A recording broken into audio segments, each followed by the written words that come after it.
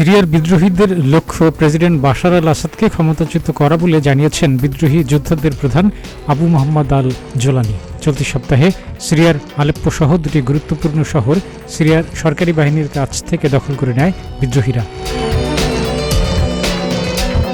মার্কিন গণমাধ্যম সিএনএনকে দেওয়া সাক্ষাৎকারে জোলানি জানিয়েছেন, হায়াত তাহরির আল শাম এইচটিএস, যেটি আল কায়েদার সাবেক একটি শাখা থেকে জন্মলাভ করেছে, এর লক্ষ্য আসাদ সরকারের শাসনের অবসান ঘটানো। সিরিয়ার একটি অজ্ঞাত স্থানে বিদ্রোহীদের নেতা এই সাক্ষাৎকার দিয়েছেন।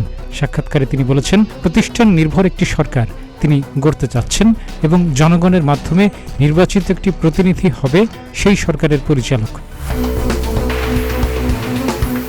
তবে এখন প্রেসিডেন্ট বাশার আল আসাদকে ক্ষমতা থেকে হটানোই মূল লক্ষ্য বলে জানান জোলানি। তিনি বলেন, সিরিয়ার শাসন ব্যবস্থা ভেঙে গেছে।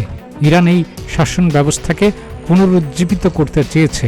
রাশিয়ানরাও এই সিরিয়ার সরকার টিকিয়ে রাখতে সহায়তা করেছে। এসব কর্মকাণ্ডের মধ্যেই এই শাসন ব্যবস্থার অকার্যকর অবস্থার প্রমাণ রয়েছে বলে জানান তিনি।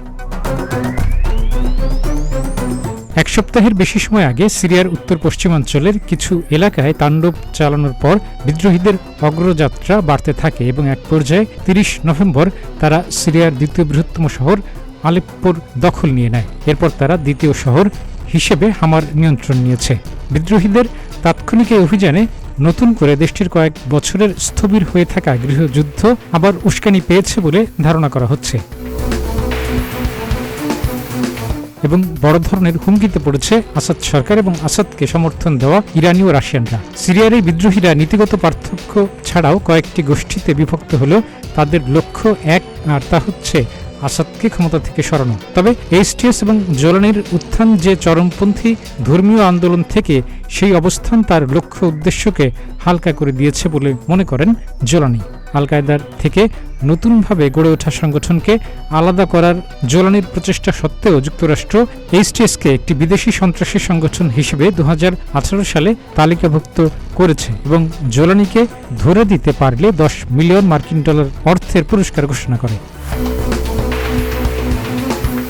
ইরাকে মার্কিন বাহিনীর বিরুদ্ধে আল কায়েদার হয়ে প্রথম যুদ্ধ করেন জোলানি। সিরিয়ার গৃহযুদ্ধকালে সেখানে ফিরে জাবাত আল নুসরা নামে পরিচালিত আল কায়েদার সিরিয়ার শাখার নেতৃত্ব দেন। এরপর আল কায়েদার সঙ্গে সম্পর্ক ছিন্ন করে হায়াত তাহরির আল শাম নামের একটি দলের নেতৃত্বে থাকা অংশটি 2017 সালে হায়াত তাহরির আল শাম নামে পরিচিতি লাভ করে। এই সংগঠনটি organisation for the liberation of the Levant নামেও পরিচিত।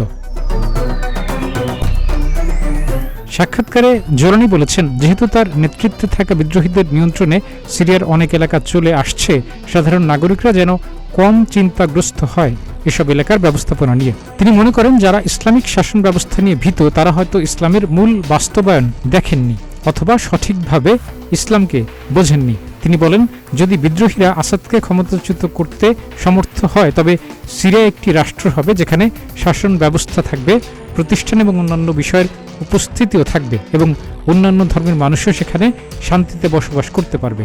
তবে চরমপন্থী ইসলামী দল না হওয়া সত্ত্বেও সন্ত্রাসী সংগঠনের তকমা পাওয়াটা দুর্ভাগ্যের বলে মনে করেন তিনি।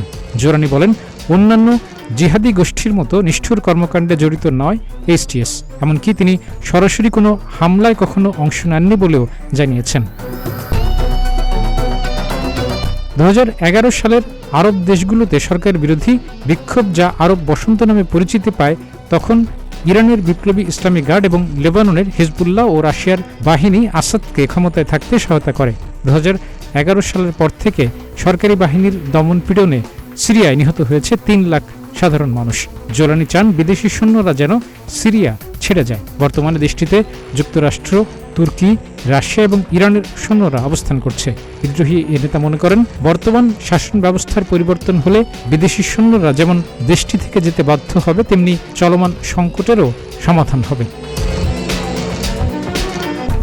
কাজী এমদাদ, প্রতিদিনের বাংলাদেশ।